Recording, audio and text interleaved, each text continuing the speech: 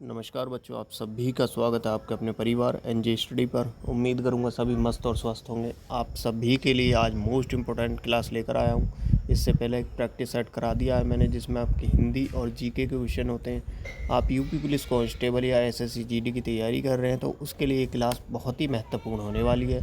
सारे question selected हैं, बस आप क्लास को लाइक करेंगे और चैनल को सब्सक्राइब कर लेंगे। चलो पहला क्वेश्चन हिंदी से शुरू करते हैं, आप सभी के सामने है। भारत में हिंदी भाषा राज्यों की संख्या कितनी है? 12, 10, 15 या 8? तो बताओ कितनी है बच्चों, कितनी हो जाएगी? वो है 15। 15 ऑप्शन नंबर सी आपका राइट आंसर हो जाएगा। नेक्स्ट है, किस देश में हिंदी भाषा का प्रयोग लिखने और बोलने के लिए किया जाता है? देखो, एक देश ऐसा है जहाँ पर हिंदी भाषा का उपयोग जो है लिखने और बोलने में किया जाता है। ऑस्ट्रेलिया, दक्षिण अमेरिका, पाकिस्तान या मॉरिशस? तो मॉरिशस जो देश है आपका, इसमें हिंदी बोलने और लिखने का उपयोग किया जाता है। इस देश में ऑप्शन डी आपका राइट आंसर हो जाएगा। नेक्स्ट है, संविधान के किस भाग में हिंदी को भारत की राजभाषा कहा गया है? भाग 15, भाग 17, भाग 34 या भाग 5? तो देखो आंसर ये है बच्चों, भाग 17। भाग 17 ऑप्शन बी यहाँ से आपका राइट आंसर हो जाएगा। नेक्स्ट क्वेश्चन है, निम्नलिखित में से हिंदी के वर्ण हैं। 4 ऑप्शन है। कैसे है तक, ऐसे है तक, कैसे डे तक या कैसे गे तक? तो बच्चों ऑप्शन बी जो है आपका राइट आंसर हो जाएगा। कहाँ से? ऐसे है तक। ऑप्शन बी आपका यहाँ से राइट आंसर हो जाएगा। ये क्वेश्चन वही है जो बार बार आपके एग्जाम में पूछे गए हैं। आपने थंबनेल में भी देखा होगा कि सारे क्वेश्चन पीवी क्यों क्वेश्चन होंगे। हिंदी वर्णमाला में अयोगवाह वर्णों की संख्या है 4, 3, 2, 6। अयोगवाह वर्ण बच्चों कितने हो जाएंगे? वो हो जाएंगे आपके 3। Option B. नेक्स्ट है, राष्ट्रीय भाषा कहलाती है कौन सी? साहित्य सर्जन की भाषा, सरकारी कामकाज की भाषा, संविधान द्वारा स्वीकृत भाषा या बहुजन देशवासियों द्वारा प्रयोग की जाने वाली भाषा? तो देखो ऑप्शन डी आपका राइट आंसर यहाँ से हो जाएगा। नेक्स्ट क्वेश्चन है, हिंदी वर्णमाला में वर्णों की कुल संख्या कितनी है? 52, 48, 50 या 36? तो आप सभी को पता है कितनी हो जाएगी? वो हो जाएगी 52। ऑप्शन ए आपका राइट आंसर यहाँ से हो जाएगा। हिंदी वर्णमाला में स्वरों की संख्या कितनी है? अभी आपसे सारे वर्ण पूछे तो कितने हैं? 52, 52। अब आपसे पूछे स्वरों की संख्या 14, 16, 12 या 11? तो कितनी हो जाएगी? वो हो जाएगी बच्चों 11। वहीं आपको यदि व्यंजनों की पूछा जाए हिंदी में, तो व्यंजन कितने हो जाएंगे? वो हो जाएंगे आपके 35 और इंग्लिश में व्यंजन हो जाएंगे 21। नेक्स्ट, खड़ी बोली किस हिंदी की बोली है? खड़ी बोली किसकी है? तो पश्चिमी हिंदी की है। खड़ी बोली बच्चों कहाँ की है? पश्चिमी हिंदी की। Option C. खड़ी बोली आपकी जो है दिल्ली के क्षेत्र में बोली जाती है और आपके पश्चिमी यूपी के क्षेत्र में यहाँ पे खड़ी बोली बोली जाती है। क्वेश्चन नेक्स्ट, 6 त्रय, गे और श्रय कहलाते हैं। तो ये कौन से हैं बच्चों? ये हो जाएंगे संयुक्त व्यंजन। संयुक्त व्यंजन आपका ऑप्शन ए राइट आंसर यहाँ से हो जाएगा। नेक्स्ट चलते हैं, नेक्स्ट पेज आपका कर लेते हैं ओपन। तो जिन बच्चों ने क्लास को लाइक नहीं किया एक बार लाइक करेंगे। चलो फटाफट से चलते हैं क्वेश्चन पे। हिंदी वर्णमाला में कुल संयुक्त व्यंजन हैं 3, 5, 7 या 4? संयुक्त व्यंजन बच्चों कितने हैं? 4। ठीक है, तो 4 आपको दिया हुआ है ऑप्शन डी में। नेक्स्ट क्वेश्चन आपके सामने होगा, नेपाल भारत किस लिपि में लिखी जाती है? नेपाली जो है भाषा वो किस लिपि में लिखी जाती है? ग्रीक, देवनागरी, रोमन या अरमाइक? तो देवनागरी आपका राइट आंसर यहाँ से हो जाएगा। Option B. नेक्स्ट आपका है, व्याकरणों ने संज्ञा के कितने भेद बताए हैं? तो कितने बताए हैं? 4, 6, 3 या 5? तो इसके भेद आपके बताए हैं बच्चों 5। ऑप्शन डी यहाँ से आपका राइट आंसर हो जाएगा। नेक्स्ट है, जातिवाचक संज्ञा है। देखो जातिवाचक संज्ञा होती है, जातिवाचक, भाववाचक, ये द्रव्यवाचक, ये उनके अलग अलग पार्ट होते हैं। इसका भी टॉपिक वाइज कराएंगे, लेकिन अभी आपको बताना है जातिवाचक संज्ञा। घोड़ा, गंगा, सभा या आपका बुढ़ापा। देखो घोड़ा क्या हो जाएगा, वो जातिवाचक संज्ञा हो जाएगा। क्यों? क्योंकि बच्चों ये किसी जाति को बता रहा है, ठीक है, तो ये जातिवाचक हो जाएगा। वहीं गंगा बच्चों क्या हो जाएगा, वो हो जाएगा, गंगा हो जाएगा आपका द्रव्यवाचक। और सभा जो हो जाएगा आपका, वो हो जाएगा समुदायवाचक। और बुढ़ापा हो जाएगा आपका भाववाचक। नेक्स्ट क्वेश्चन है आपके सामने, ये रहा। हरियाली क्या है? जातिवाचक, समूहवाचक, भाववाचक या व्यक्तिवाचक। मैंने अभी आपको बताया, तो क्या हो जाएगी, भाववाचक, जो किसी भाव को दर्शाती है। Option C. भाववाचक संज्ञा नहीं है। देखो 3 है इसमें, आपकी भाववाचक संज्ञा नहीं है। तो आपको जो दिख रहा है ना इसमें, अफ्रीकी जो है वो भाववाचक संज्ञा नहीं है, जबकि बचपन, दौड़ और चूरी ये सभी हो जाएंगे।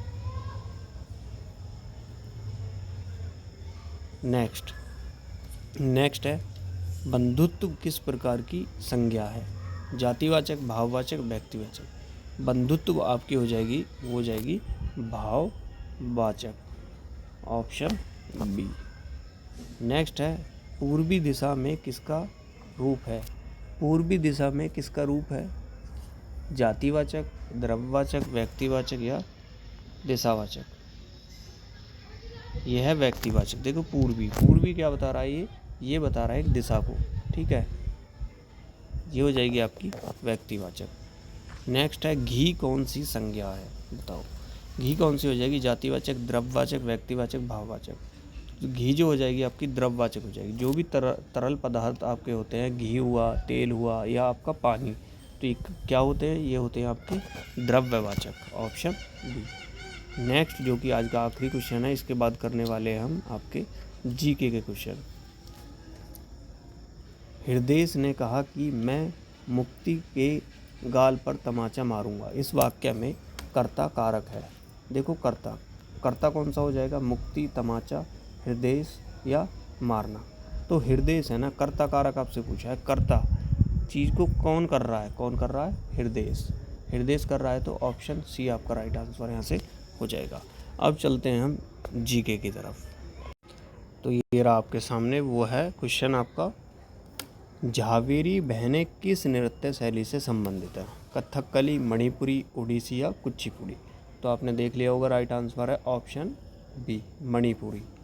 झावेरी बहनें किस नृत्य से संबंधित हैं? वो मणिपुरी से है। बहुत बार आपके एग्जाम में पूछा जाता है क्वेश्चन। नेक्स्ट है, यामिनी कृष्णमूर्ति ने किस नृत्य शैली का प्रदर्शन किया? भरतनाट्यम, कुचिपुड़ी, कथक, ओडिसी, मणिपुरी, मोहिनीअट्टम, कथकली या भरतनाट्यम। तो ऑप्शन ए में जो आपको दिया हुआ है वो भरतनाट्यम और कुचिपुड़ी इसका राइट आंसर हो जाएगा। Option A. नेक्स्ट आपके सामने वो है, भारतीय शास्त्रीय संगीत को मोटे तौर पर कितनी परंपराओं में विभक्त किया गया है? तो कितनी परंपराओं में विभक्त किया गया है? 1, 2, 3, 4। तो कितनी? वो हो जाएंगी 2 परंपराएं। Option B. देखो आप क्लास को लाइक नहीं करते, क्लास को लाइक करिए। यहाँ पर मौसम ख़राब है, बारिश आ रही है, उसके बावजूद मैं आपके लिए क्लास बना रहा हूँ, तो आप क्लास को लाइक कर देंगे फटाफट से। चलो नेक्स्ट, हिंदुस्तानी संगीत किस क्षेत्र से संबंधित है? दक्षिण भारत से, पूर्वी भारत से, उत्तरी भारत से या मध्य भारत से? देखो उत्तरी भारत आपका राइट आंसर हो जाएगा, ऑप्शन सी। नेक्स्ट है, कर्नाटक संगीत किस क्षेत्र से संबंधित है? कर्नाटक संगीत बच्चों, कर्नाटक आप अनुमान लगा लीजिए, कर्नाटक कहाँ पड़ता है? भारत के दक्षिण में, तो सीधा आंसर हो जाएगा दक्षिण भारत से इसका संबंध हो जाएगा। Option B. कर्नाटक संगीत के जनक के रूप में किसे जाना जाता है?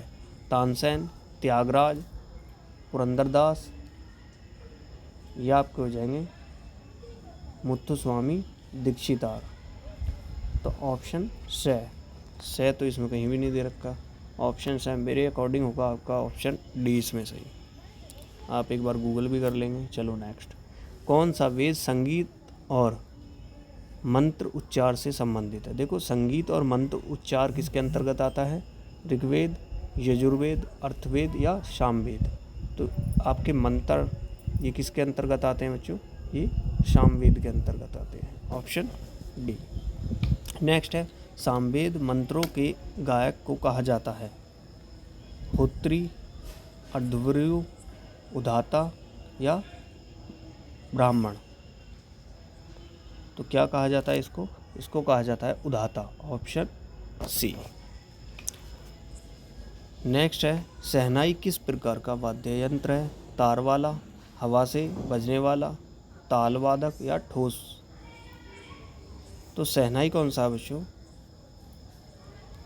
शहनाई तो वो है हवा से बजने वाला। हवा से मतलब मुंह से बजाते हैं ना। Option B. तो राइट आंसर आपका हो जाएगा। नेक्स्ट है, भारतीय शास्त्रीय संगीत में शहनाई को किसने लोकप्रिय बनाया? तो शहनाई को लोकप्रिय किसने बनाया था? रविशंकर, जाकिर हुसैन, बिस्मिल्लाह खान या अमजद अली खान। तो कौन हो जाएंगे? बिस्मिल्लाह खान आपका राइट आंसर यहाँ से हो जाएगा। शहनाई वादक। सरोद का संबंध किस वादक से है? सरोद का संबंध रविशंकर, अहमद अली खां, शिव कुमार शर्मा, हरिप्रसाद चौरसिया। तो सरोद जो है यंत्र, उसका संबंध किससे है? अहमद अली खान से है। Option B. नेक्स्ट है, अहमद अली खान को लोकप्रिय रूप से किस नाम से जाना जाता था? तो आपने देखा सरोद इसको बजाना पसंद था, तो कौन सा? सरोद सम्राट के नाम से इसको जाना जाता था। नेक्स्ट है, पंडित रविशंकर कौन सा वाद्य यंत्र बजाते हैं? सरोद, संतूर, सितार या सारंगी। सारी से हैं, तो कौन सा हो जाएगा? सितार। सितार वादक कौन है? पंडित रविशंकर। आपका राइट आंसर हो जाएगा सी। संतूर को किसके द्वारा लोकप्रिय बनाया गया? आपने क्वेश्चन अभी पढ़ा है, तो किसके? हरिशंकर प्रसाद चौरसिया, शिव कुमार शर्मा, विलायत खान, किशन महाराज। तो कौन? Shiv Kumar Sharma. Option B. Next है, बांसुरी का संबंध किस कलाकार से है? बांसुरी, अमजद अली खान, रविशंकर, हरिप्रसाद चौरसिया, जाकिर हुसैन। तो आपकी बांसुरी का संबंध किससे हो जाएगा? हो जाएगा Hariprasad Chaurasia. Option C. Next है, तबला किस श्रेणी के वाद्य यंत्रों में आता है? पवन, तार, तालवाद या ठोस। तो तबला जो आता है बच्चों, ताल के अंतर्गत आता है। Option C. अल्लाह रखा खान किस वाद्य यंत्र से संबंधित थे? सरोद, तबला, सितार या संतूर। अल्लाह रखा जो संबंधित थे वो थे तबला वादक। Option B. जाकिर हुसैन किस प्रसिद्ध संगीतकार के पुत्र थे? रविशंकर, किशन महाराज, अल्लाह रखा खान, बिस्मिल्लाह खान। तो अल्लाह रखा खान के जो पुत्र थे वो कौन थे? जाकिर हुसैन थे। Option C. नेक्स्ट है, हिंदुस्तान संगीत का सबसे प्राचीन घराना कौन सा है? तो कौन सा हो जाएगा सबसे प्राचीन घराना? किराना, बनारस, ग्वालियर या मेवाती। तो इसमें भी ऑप्शन आपको गलत दे रखा है, स्किप करते हैं, नेक्स्ट क्वेश्चन पे चलते हैं। क्वेश्चन 40 जो कि आपका आखिरी क्वेश्चन होगा आज का, किराना घराना किस गायक से संबंधित है? गिरिजा देवी, गंगूबाई, किशोरी, पंडित जसराज। तो जो किराना घराना है किससे? गंगूबाई हंगल। गंगूबाई हंगल। ऑप्शन बी आपका राइट आंसर हो जाएगा। तो जिन्होंने अभी क्लास को लाइक नहीं किया, क्लास को लाइक करेंगे, शेयर करेंगे। मिलते हैं नेक्स्ट क्लास में, तब तक के लिए धन्यवाद।